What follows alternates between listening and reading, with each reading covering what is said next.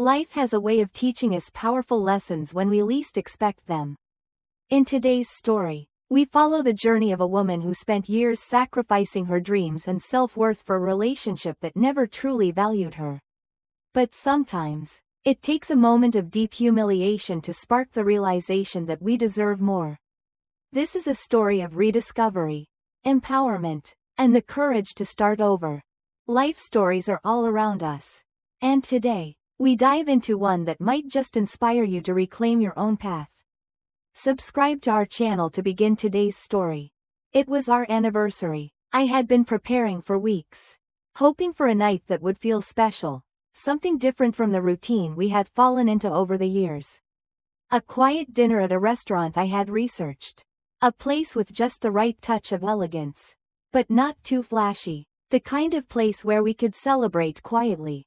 Without distractions. I picked out a dress I knew Jake would like, navy blue. The one he always said made me look elegant. It had been years since I'd felt like I was anything more than his dutiful wife. But for tonight, I was going to feel beautiful. I spent over an hour getting ready, meticulously applying makeup and carefully selecting jewelry. This was for us. The reservation was for 5:30 p.m. A decent time for an anniversary dinner. Even though I knew Jake had a long day at work, I knew he'd be late. He often was. But that wasn't what worried me. What worried me was how much of myself I had lost over the years. How accustomed I had become to waiting. I thought of how the woman I once was, ambitious, full of dreams, had slowly disappeared. I was no longer Emma, the culinary graduate who had big plans of opening a restaurant. I had become Emma, the wife of Jake Collins, a rising lawyer whose career always came first. He'd promised that one day, I'd have my turn to pursue my dreams. But, one day, never came. It was always, next year, or, after this promotion. And so I packed away my culinary knives, my hopes, and my identity. As the minutes turned into hours, I began to notice the pitying glances from the staff. The initial concern they showed me when I arrived at the restaurant had evolved into something else, a deep, genuine sympathy. Kevin, the waiter, had asked me 3 times already if I needed anything. No, thank you, I replied each time, trying to smile and convince myself that it was fine. I could wait a little longer. Jake would show up, just like always. But even I could hear the hollow sound of those words when they left my lips. My fingers nervously smoothed the front of my dress. I caught a glimpse of myself in the reflection of the window. And for the first time, I realized just how much I had changed. The first text came at 6:30 p.m. Sorry. Traffic's crazy. Be there soon. Jake wrote. Another excuse. I had stopped responding to his texts long ago.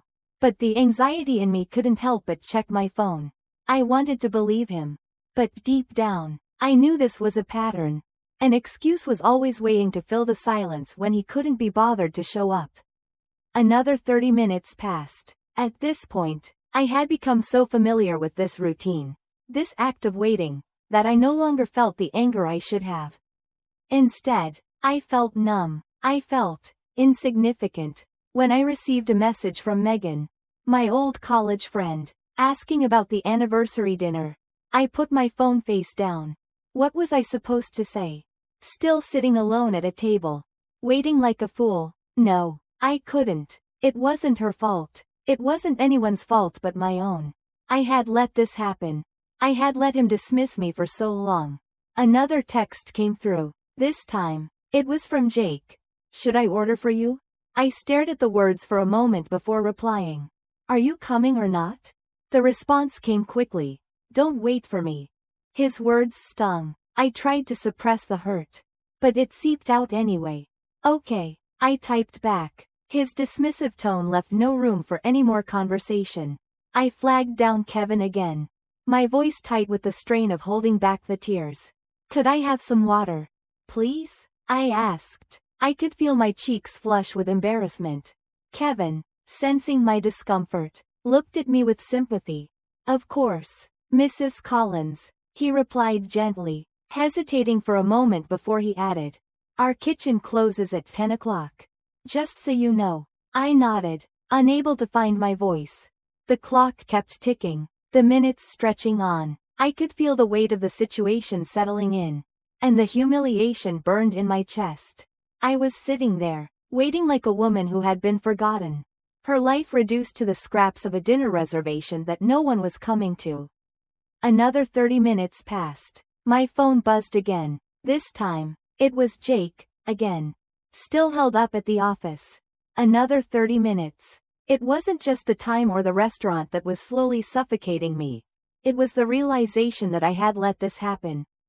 For years, I had bent over backward for Jake, putting my dreams aside for his career, for his needs, for his desires, and for what? A cold glass of wine and the feeling that I didn't even exist beyond his own convenience? The truth was finally undeniable.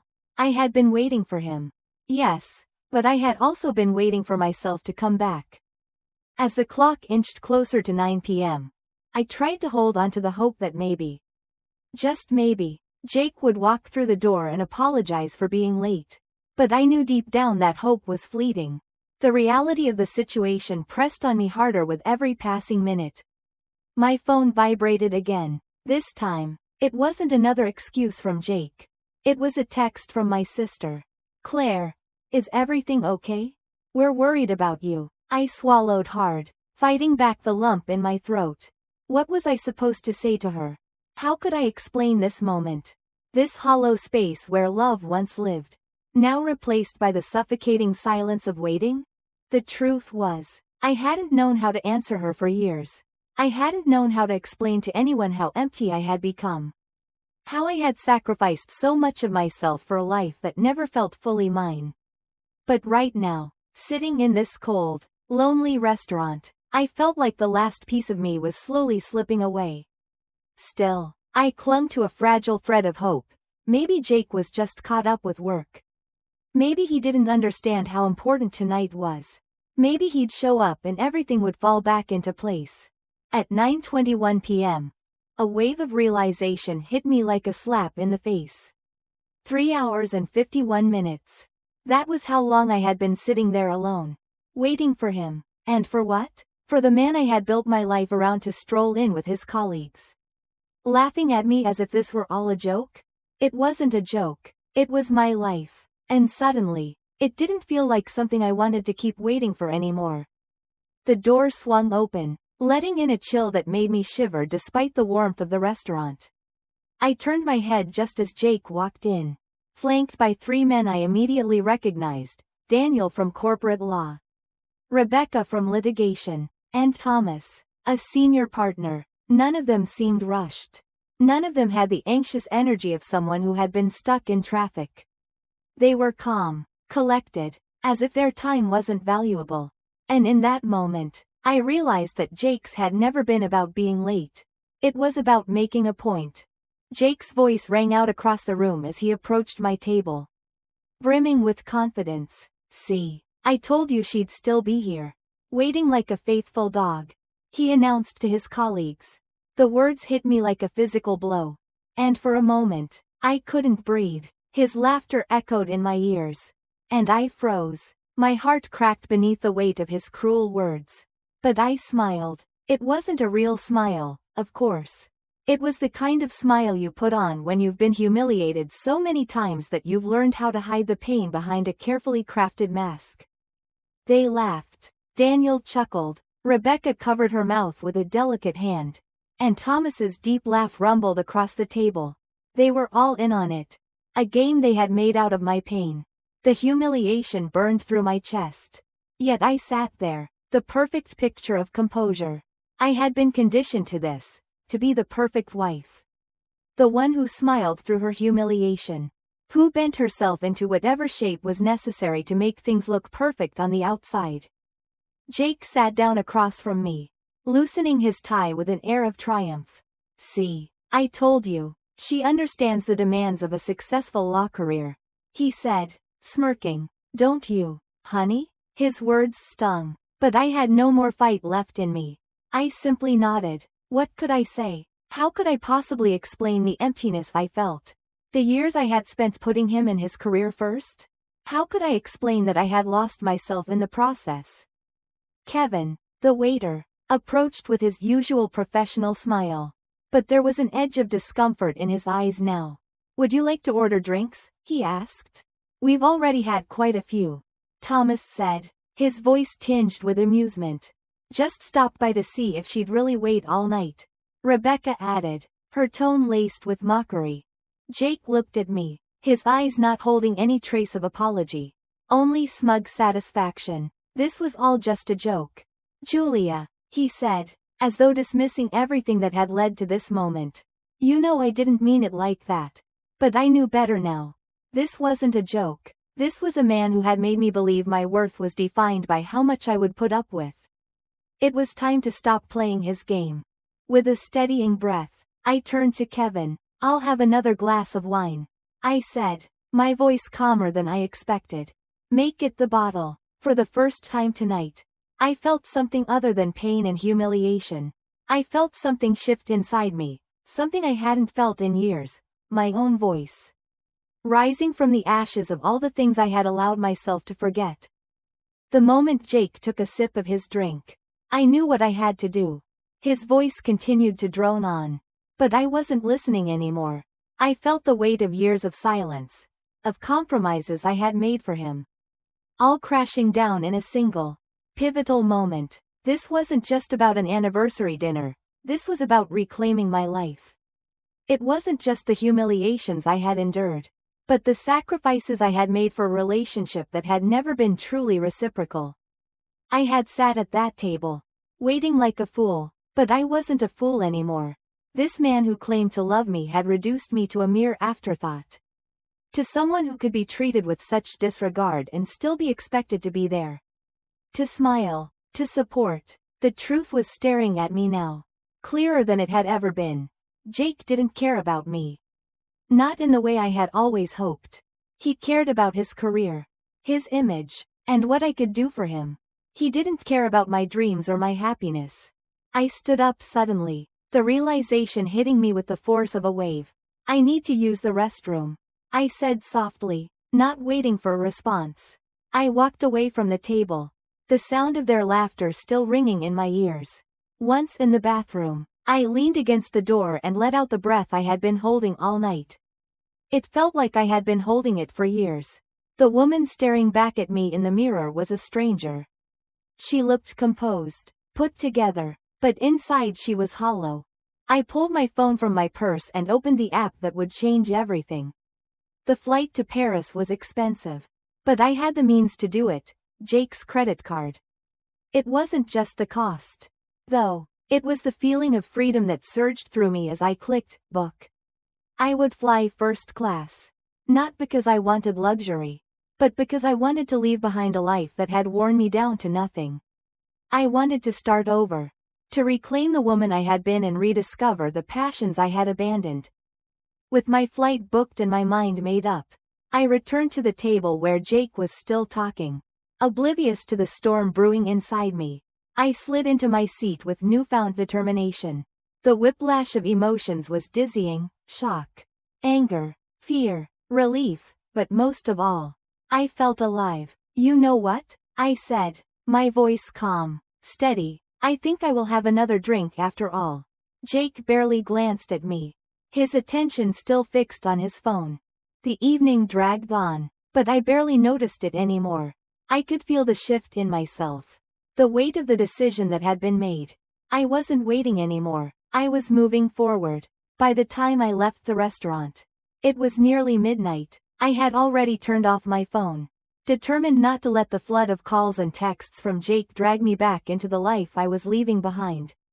The airport was bustling, and as I boarded the plane to Paris, I felt a strange mix of fear and excitement. But it wasn't just fear of the unknown, it was the fear of what I was leaving behind. But it was also the excitement of possibility, of new beginnings, of finally choosing myself. The flight was long, but I barely slept. My mind raced with thoughts of what I had done, of what I was about to do. When the plane touched down at Charles de Gaulle, I felt an overwhelming sense of freedom. Paris was not the escape I had imagined when I first boarded the plane. It was something far more powerful. It was the beginning of my life on my terms. I didn't know exactly what would come next. I didn't have a plan beyond this moment. But for the first time in years, I felt like I could breathe again. I was no longer just a wife, waiting at a table for a man who didn't deserve me. I was Emma, Emma who had dreams, who had ambition, who had finally remembered her worth. In the weeks that followed, Paris became more than just a city to me. It became a mirror reflecting the woman I had long since forgotten. Each day felt like an exploration of the city, of my dreams. And most importantly, of myself. I began to reconnect with my passion for cooking, something that had been buried under years of compromise and self-doubt. I worked at a local bistro, learning again how to create, to feed not just the body but the soul. The kitchen was my sanctuary. And for the first time in a long while, I felt like I belonged. But more than that, Paris taught me to reclaim my own story. I started writing again, pouring my heart into a food blog where I shared my journey and my rediscovery. It was raw, vulnerable, and completely honest. I wasn't trying to be anyone else. I was just Emma, finally free, finally alive. 6 months later, I received an offer from a food magazine to write professionally. It was everything I had dreamed of and more. The power wasn't just in the opportunity, it was in the fact that I had fought for it. That I had chosen myself over everything I had sacrificed for so many years. I had turned the page on a chapter I never wanted to live and stepped into a future full of possibilities. As I sat down at a small cafe in Paris one evening, surrounded by friends who had become my new family, I felt a sense of peace I hadn't known in years. I had found my voice again. And this time, I wasn't letting go. To follow more stories like mine, stories of self-discovery and empowerment, consider subscribing to our channel. You don't have to walk this path alone. There's a community here, waiting to support you. Thanks for watching, and stay tuned for more life stories.